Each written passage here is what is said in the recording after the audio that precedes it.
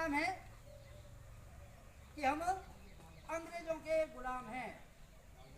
तो जो गुलामी का कारण था, जिसके कारण हम गुलाम हुए, क्या वो कारण हट गया? अर्थात यदि देश को हम स्वतंत्र करा भी लेंगे तो क्या ये स्वतंत्रता चिरस्थायी टिकी रहेगी? क्या इसकी कोई गारंटी है? क्योंकि वो परिस्थितियां नहीं बदली है। जो गुलाम होने की परिस्थितियां थी, वो उस समय ऐसा था जिस समय कोई अपने आप को हिंदू कहने में भी शर्माता था, संकोच करता था। उस समय के एक नेता ने भी, जो बाद में स्वतंत्र देश के प्रथम प्रधानमंत्री बने थे, वो उनका भी इसी तरह से कहना था, I am Hindu by accidental.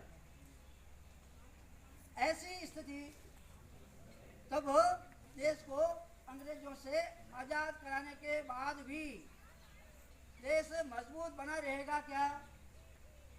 तब डॉक्टर जी ने निचोड़ निकाला, यहाँ का पुत्रवत हिंदू समाज ये संगठित, अनुशासित, संस्कारित होगा तो हम इस भारत माता को पुनः परम वैभव तक पहुंचा सकते हैं। इसी निश्चय के साथ सन 1925 में नागपुर के मोहितों के वार्ड में कुछ विद्यार्थियों को लेकर के राष्ट्रीय स्वयंसेवक संघ की स्थापना की। कुछ लोगों ने कहा, डॉक्टर जी क्या कर रहे हो?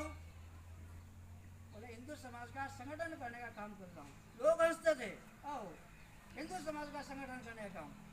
अरे मेंढकों को तोड़ना आसान है, हिंदू समाज को इकट्ठा नहीं किया जा सकता, संगठित नहीं किया जा सकता। खूब डॉक्टर जी की मजाक उड़ाई जाती थी, उनको हतोत्साहित करने का प्रयास किया गया था। लेकिन डॉक्टर जी एक तरह से भविष्य दृष्टा थे, उन्होंने निश्चय कर लिया था कि एक ऐसा संगठित समाज खड़ा करना होगा जिसमें राष्ट्र प्रथम का भाव हो, जिसमें संस्कार और चरित्रवान हो। तब उन्हें अपनी जो अनमोल धरोहर जो हमारे पूर्वजों के द्वारा दी गई थी, सर्वे भवन्तु सुखिनः वसुधैव कुटुम्बकम, ये भारतीय संस्कृति के माध्यम से पूरे विश्व का कल्याण निहित है, पूरे विश्व का मार्गदर्शन किया जा सकता है और भारत माता पुनः जगत गुरु सिंहासन पर आरूढ़ हो सकती है।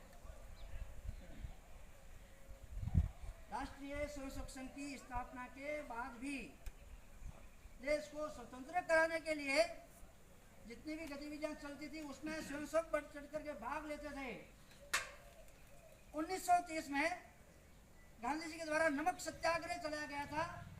उस समय डॉक्टर जी को 9 महीने की सश्रम कारावास की सजा हुई थी। अंग्रेजों ने